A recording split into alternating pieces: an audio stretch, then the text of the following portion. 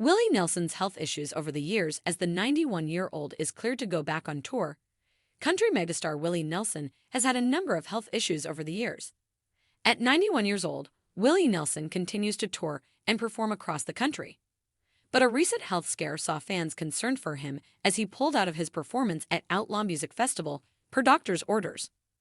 A statement on X read, "We regret to inform you that Willie Nelson is not feeling well and per doctor's orders has been advised to rest for the next 4 days.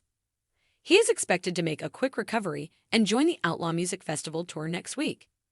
In the meantime, Lucas Nelson and the family band, along with a few guests, will perform a special set to include Willie's classics and other songs." It was revealed that the country star was going to be okay, with his rep telling Today.com, "Willie will be fine. I live in Los Angeles and will fly next week to see the performances on the East Coast. I can't wait." But there have been times when Willie's health updates have taken a more serious turn. Willie suffered a collapsed lung while swimming in Hawaii in 1981, which led to him being taken to the Maui Memorial Hospital. His scheduled concerts were canceled as a result. In response to the significant lung congestion, Willie temporarily stopped smoking cigarettes, resuming when the congestion ended. At this point, he was smoking between 2 and 3 packs per day. After suffering from several bouts of pneumonia, he made the choice to quit smoking tobacco, but continued to smoke cannabis. 2004, carpal tunnel syndrome.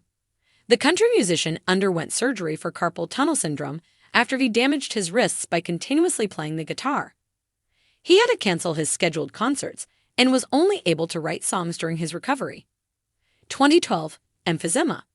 While due to perform a fundraiser near Denver, he had to cancel when he suffered from breathing problems due to high altitude and emphysema and was taken to a local hospital as a result. In 2015, he would undergo stem cell therapy to improve the state of his lungs after repeated bouts of pneumonia and emphysema. 2022, COVID-19. Willie postponed several shows in May 2022 after contracting COVID-19, which reportedly seriously affected him. He received treatments including Paxlovid, monoclonal antibodies, and steroids before continuing his tour in September 2022. Willie Nelson's fitness practice. The 91-year-old has a keen interest in martial arts dating back to his childhood. As a result, he has practiced Kung Fu, Taekwondo, and Gongguan Yusul over the years. As a result, he holds a 2nd-degree black belt in Taekwondo and a 5th-degree black belt in Gongguan Yusul. Pokémon series voice star Rachel Lillis dies at 46. Pokémon voice actress Rachel Lillis, who starred in Pokémon TV series, films, and video games dating back as far as the late 1990s, has died from breast cancer at the age of 46. Lillis voiced the main Pokémon characters of Misty and Jessie and many more on the beloved Japanese animated series.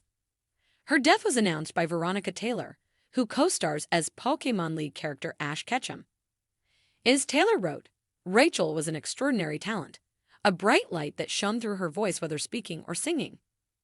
We all know Rachel Lillis from the many wonderful roles she played," Taylor wrote on social media on Monday. "She filled our Saturday mornings and before/after school hours with her beautiful voice, her terrific comic timing, and her remarkable acting skills." She said Lillis was grateful for the support she received as she battled cancer. "It truly made a positive difference," Taylor said. Her sister also confirmed Lillis's death on an online site that had raised money for her cancer treatment. "This was unexpected, and we are completely grief-stricken," wrote Lori Orr, adding that her sister's health began to decline last week. "My heart breaks losing my dear little sister, though I am comforted knowing she is free," she said. Lillis was born in Niagara Falls, New York, in 1978 and trained in opera at university before becoming a voice actor. Her voice appeared on 423 episodes of Pokémon between 1997 and 2015, according to IMDb.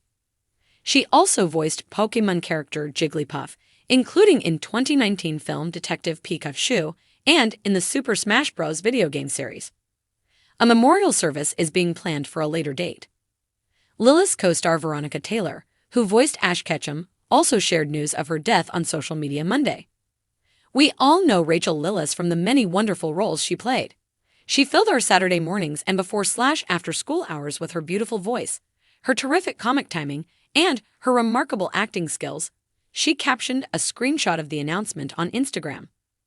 "I was lucky enough to know Rachel as a friend. She had unlimited kindness and compassion even until the very end." Lillis voiced Jessie, Misty, the occasional Pokemon, including Pikachu and Jigglypuff, and dozens more characters on Pokemon from 1997 to 2015, according to IMDb. She acquired over 100 voice acting credits across animated TV shows, films, and anime, including voicing Faragonda and Lucy on Winx Club from 2004 to 2011, Danny on Sonic X for 2 seasons, and Princess Charlotte in the English dub of Berserk from 1997 to 2012. Francine Pascal, creator of beloved Sweet Valley High books, dies at 92. Francine Pascal, a one-time soap opera writer whose Sweet Valley High novels and the ongoing adventures of twins Elizabeth and Jessica Wakefield and other teens captivated millions of young readers, has died at age 92. Pascal died Sunday, her publisher, Penguin Random House, said. It did not immediately have additional information Tuesday. Starting in 1983, Francine Pascal oversaw the completion of more than 150 Sweet Valley High stories with the help of others. They were set in an imaginary Los Angeles suburb, one of gently rolling hills and a fantastic white sand beach nearby. In bestsellers such as Double Love, Power Play, and All Night Long, the Wakefield girls and their schoolmates navigate dating, family conflicts, sibling rivalries, more troubling themes such as race, divorce and mortality, and even vampires and werewolves. Sweet Valley is the essence of high school, Pascal told People magazine in 1988. It's that moment before reality hits, when you really do believe in the romantic values, sacrifice, love, loyalty, friendship, before you get jaded and slip off into adulthood. Her books sold more than 200 million copies and included Sweet Valley spin-offs and sequels. After the initial novels took off, Pascal brought in outside writers, providing them general outlines and a Bible of the book's characters. It was mostly very young, new writers, she told Entertainment Weekly in 2019. The story outlines weren't chapter by chapter, more like acts. You get from here to here in the first quarter, then you have to get from here to here. Don't forget, they already had the Bible, where I had written deeply into the lives of the twins and their backgrounds. With the characters, you knew what they liked, you knew what the walls in their room looked like, every single thing about them. Born Francine Paula Rubin, Pascal was a New York City native who studied journalism at New York University. Wrote for such magazines as Cosmopolitan and Ladies' Home Journal, and, with second husband John Pascal, found work with the soap opera The Young Marrieds. When Francine Pascal began thinking of creating her own series, she took a friend's advice and developed what became the Sweet Valley books.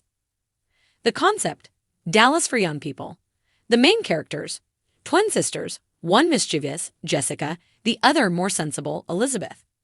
There are a lot of twins in my life, she told Entertainment Weekly. My sister-in-law was a twin. People are always fascinated by twins. You'll never be alone. Pascal and her first husband, Jerome Offenberg, divorced in 1963.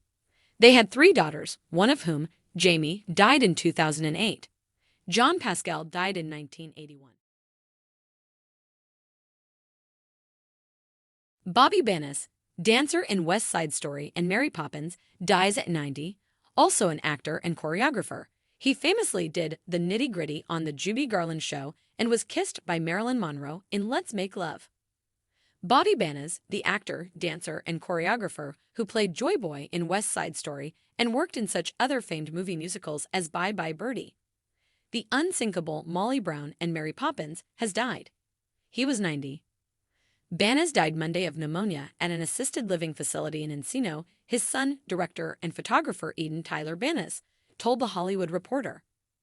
Bannis received newfound attention when a clip of him leading 5 others in a dance number to the song The Nitty Gritty on a 1964 episode of CBS, The Judy Garland Show, found its way on YouTube.